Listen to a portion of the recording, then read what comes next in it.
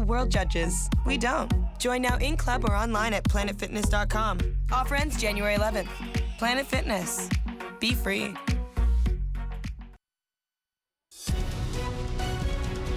Good morning, America. Donald Trump's cabinet nominees brace for a showdown at the Capitol this morning. They're going great. Confirmation's going great. As the president-elect names his son-in-law senior White House advisor, and Ivanka announces she's stepping down from her company. What will she do in the White House? Winter washout. Homes flooding in California overnight. Thousands evacuated as rivers rise. These two women rescued by helicopter in Los Angeles. And the crushing rock slides. Colorado hit with hurricane force winds, ripping off roofs and yanking these trees from the ground. Flipping semis like toys. Now a new storm is heading for the west. Urgent manhunt. The search for this suspect, seen trying to abduct an 8-year-old boy at a sporting event. The child kicking and screaming to get free. Now police are asking for your help. The greatest. Clemson dethrones and avenges Alabama. The Clemson Tigers taking home the college championship in a nail-biting final second finish. Touchdown! The underdogs beating Alabama, getting sweet revenge. What the hero quarterback told his team in those final moments, and the celebration just getting started. The winning team right here on GMA. Hey, good morning, America. Clemson Tigers, we're the national champs. What can you say? Hi, Mom. Live in Times Square, this is GMA with Robin Roberts, George Stephanopoulos, and Michael Strahan. It's a late night. What a national championship, though, and how great to have Michael back. Welcome back, Michael. Happy New Year. Thank you very much, George. Thank you, Robin. Happy New Year to both of you. And I'm so excited to be back. I almost did a dance for it, but Clemson's defensive lineman Christian Wilkins, he summed up how I feel about being back on the show. Check this out last night. Yeah. This is a defensive lineman, over 300 pounds, with the splits. Oh, my. That's called happy and celebrating. Congratulations to those guys. Oh, he's got the move. Oh, no, he didn't. No, he doesn't. Oh, once again. Oh, and the team's so excited. Quarterback Deshaun Watson telling his team with 2 minutes ago. I love this. He said, let's be legendary. Let's go be great. And they were, and a lot of people... The ref. Did you guys see the gun show? You love this.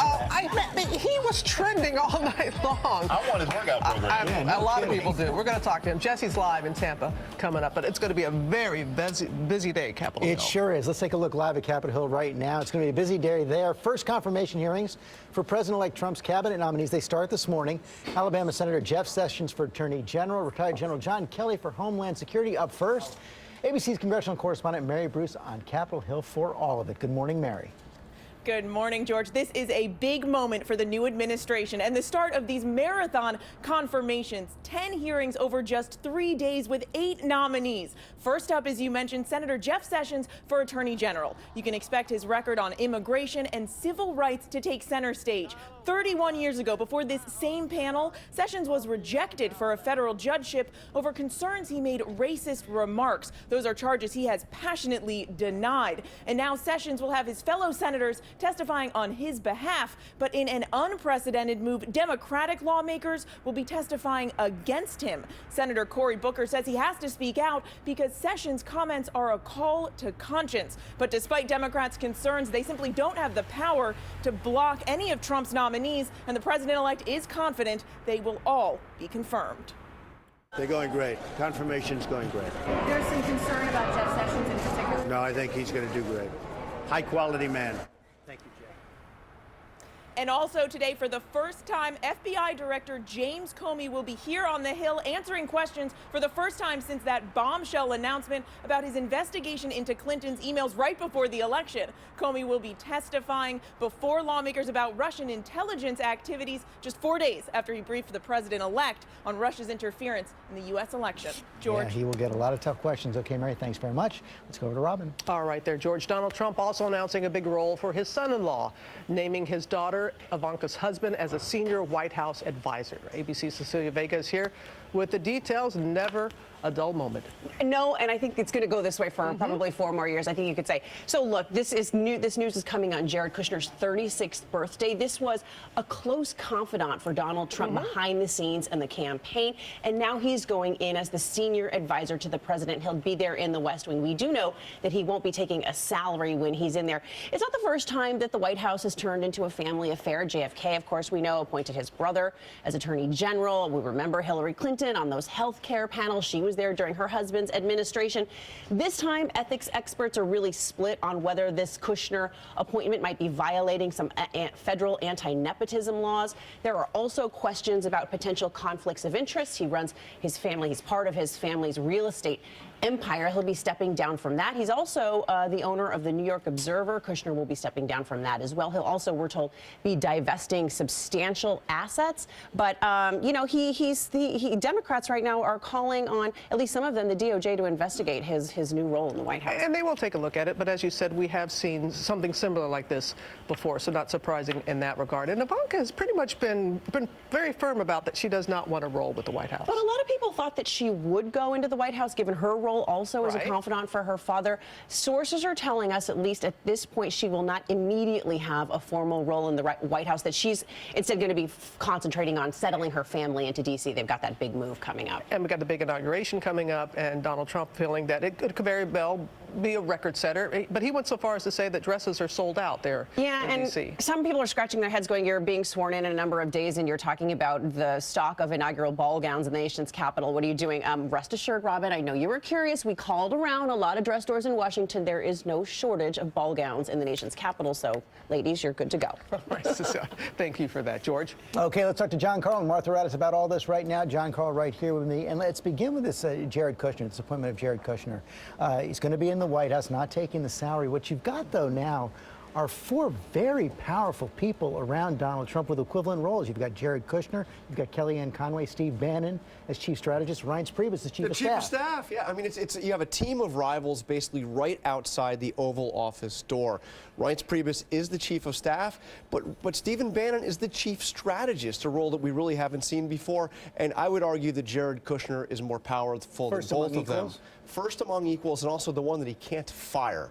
But look, this will be an interesting thing because their views are different. I mean, Priebus is an establishment Republican, chairman of the party. Stephen Bannon led basically the rebellion against the party leaders.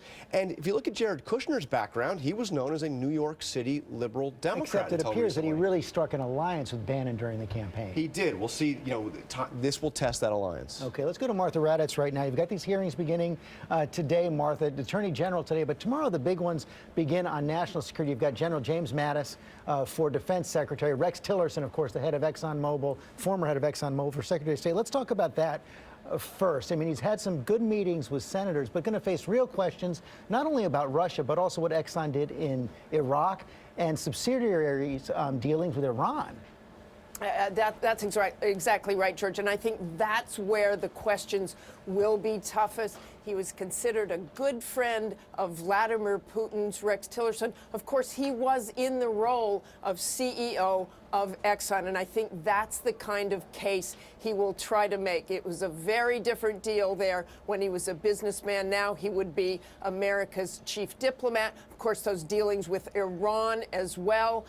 There were sanctions in place at the time. Again, I think he'll make the case that he was a businessman then. Meanwhile, General James Mattis is Defense Secretary, John Kelly at Homeland Security, Michael Flynn, former general, as National Security Advisor, who is outranked by the 2 generals in the cabinet. This is all very unusual, George, but picking generals gives you instant credibility. The American people hold him in high regard, and so does Donald Trump, despite some of his campaign rhetoric. He said last month, I like generals. I think generals are terrific. They go through schools and they sort of end up at the top of the pyramid. They pass the test of life. That is true. They have enormous experience. They know how to lead. They know the price of war, and they have, in one way or another, stared down the enemy. What will be interesting to watch is how the interaction with the President Trump will play out, George. Okay, meantime, John, you've got more pressure building in the Congress and the Senate to delay this repeal of Obamacare. This is the big thing for the Republican Congress. This was to be agenda item number one, repeal Obamacare, and then spend much of the rest of the year trying to figure out how to replace it. But now you have 5 Republican senators signing on to a measure that would say, let's push this vote off for about another month or so until we can figure out what we want to replace Obamacare with. This was not the plan for House Republicans. What's interesting is this seems to be exactly what President-elect Donald Trump wants. He wants to be sure there's something to replace it before we have full-blown repeal. See if he gets his way. John Carl, Martha, thanks very much. Lots of big events coming up. ABC News will cover it all. I'll be anchoring our live coverage of President Obama's farewell address tonight in Chicago at 9 Eastern, and Donald Trump's first formal press conference as president-elect. That is tomorrow morning. Michael? All right, George, thank you, everybody. Check out these unbelievable pictures of the horrible flooding out west, and Rob Marciano is in the middle of it all in San Jose, California. Good morning, Rob. And Rob, what's going on out there? Hey, Michael. Well, we had about a 12-hour break, but now the rain has picked up again, and the river here in San Jose, one of many creeks and rivers across this part of the state that rise and fall with each one of these water-packed storms that rolls off the Pacific. Overnight, homes and businesses underwater in Sonoma County, California. This building used to house a mini golf and arcade. Heavy rains here causing the Russian River to crest up to 35 feet. Really, the last time that there were significant floods like this were more than a decade ago. At least 3,000 evacuated. The water gets in the house. That's about it. That's all I'm worried about. Up in the hills of Guerneville, a mudslide 50 feet wide crashing through this man's home. We're right at the edge, and we're holding out until it takes us over. In near Santa Cruz, a dangerous slide trapped and injured a photographer from our San Francisco station KGO inside his news van, partially crushing the vehicle, surrounding him with live wires and debris. Another slide, this one in Napa County, and it hasn't even rained that much today, but you've got rugged terrain and this sandstone, which is brittle stuff, plus a foot of rain, it's gonna come crashing down. In Gardena, a dramatic rescue. 2 women pulled from the surging San Gabriel River after they were swept from the riverbank into the water. And in Colorado, heavy winds causing dangerous driving conditions. Dust and debris blowing across the highway, causing near blackout conditions. Semi-truck after semi-truck falling over like dominoes. The back wheels of this one lifting right off the road. These storms are certainly packing a punch with the wind as well, but we're most concerned about the water. Now we have 2 more that are rolling in, and Ginger Z is tracking all that. Back in studio. Good morning, Ginger. Rob, thank you so much for showing us all that. But you have to see those storms. The first one from the weekend now made its way into the Midwest and Great Lakes, moving through with some winter weather. But the storm that's coming in this afternoon and evening for the West Coast is the next one we're most concerned about. The High Sierra and the blizzard warnings. Some of the wind gusts up to 60 miles per hour. The flood watches for up to a half foot of rain on what has already fallen. So you can see the Russian River in the heart of Sonoma County could go to 37.5 feet. Quick look at how much rain will fall, mudslides, flooding. And right here in the Northeast, we're going to warm up, so no more skiing on the beach, all right? This is not happening as of the midweek. I'll tell you in just a couple of moments. All right, Ginger, thank you. But now to a manhunt in Florida for the alleged killer of an Orlando police sergeant, a 17-year veteran and mother who was patrolling a Walmart when she was shot. Officials are now searching for this man, considered armed and dangerous. ABC's Eva Pilgrim has more. This morning, a massive manhunt. Police searching for this man they say gunned down an Orlando officer. We have 1 officer shot en route to armed scene. A shopper alerting Sergeant Deborah Clayton, a 17-year veteran on duty outside this Walmart, that a wanted murder suspect named Markeith Lloyd was in the store. He had a security vest on and everything. He just walked right by me, and I came out next to the side. I'm walking down the side, right past the officer. I heard her tell him to stop or whatever. He shot her. He shot her down, and he took off running. Sergeant Clayton dying at the hospital. The suspect getting away, firing at one deputy's car, carjacking another. Dozens of schools locked down, SWAT teams swarming an apartment complex, going door to door looking for Lloyd. 2 deputies searching for the shooter in motorcycle crashes. One deputy, Norm Lewis, known as a gentle giant, was killed. The 41-year-old, already a wanted man, his pregnant girlfriend shot at her front door last month, a warrant issued for his arrest. Gonna give me some more muscles, man. Investigators scouring Lloyd's Facebook page for clues. Lloyd posting this 2 weeks ago. Goals to be on America's Most Wanted. I can tell you that it doesn't matter where he goes. We will track him down to the ends of the earth. Trust me on that. We're going to bring this dirtbag to justice. Police want to get this guy off the street. They're offering a $60,000 reward for information that leads to his arrest. Robin? And hopefully they will find him soon. All right, Eva, thank you. Now, Amy has some morning's other top stories, starting with a U.S. raid in Syria. That's correct, Robin. Good morning, everyone. A U.S. Special Operations Force conducted a ground raid in Syria targeting ISIS leadership. The Pentagon is refuting claims by a Syrian human rights group that 25 fighters died. A man described as a mid-level ISIS leader was reportedly killed in the firefight. Well, new details about a chairlift crash at a Colorado ski resort. Kelly Huber was killed and her 2 daughters injured when their chair slammed into a support tower, throwing them to the ground. Investigators blame a mechanical problem with the electric drive control, which they say caused that ski lift to jolt forward.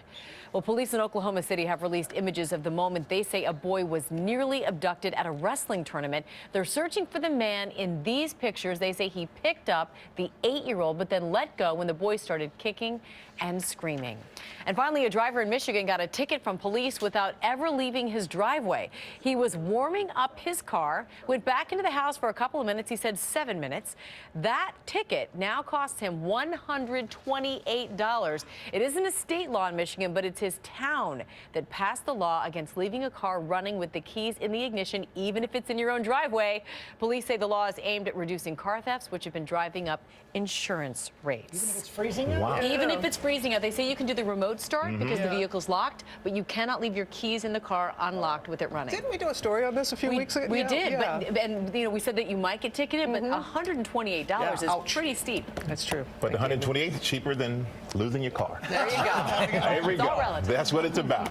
But last night I think everybody here is a little tired because it was a game, and what a game it was. Yes, the Clemson Tigers waking up happy this morning, big smiles on their faces after beating Alabama in a dramatic championship rematch. Our own Jesse Palmer was there for it all at Raymond James Stadium. Hey, Jesse, good morning, man. Hey, Michael, good morning, brother. I'm here at the winning team's hotel. This is Clemson's hotel. It was crazy last night at Raymond James Stadium. The Clemson Tigers and the Alabama Crimson Tide squaring off for the second year in a row for the national championship, and it all came down to those final seconds. Clemson Tigers, new kings of college football.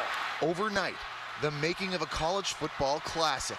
Number 2 Clemson ending number 1 Alabama's perfect season in a showdown for the history books. It's finally coming home, baby! It's coming home! The Tigers clawing back, beating the Crimson Tide 35-31.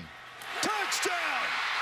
Heisman Trophy winner runner-up Deshaun Watson connecting with Hunter Renfrow with just 1 second left on the clock for the game-winning come-from-behind touchdown. I just kind of threw the ball and made sure he caught it, and that's what he did, and it's something we worked on all year long, and it was the perfect time to call it. But for much of the game, it was a different story. Still rumbling all the way to the end zone. Touchdown, Bama! The Crimson Tide dominating from the beginning, rolling into the end zone for a 14-0 lead early on, and showing off its tough defense.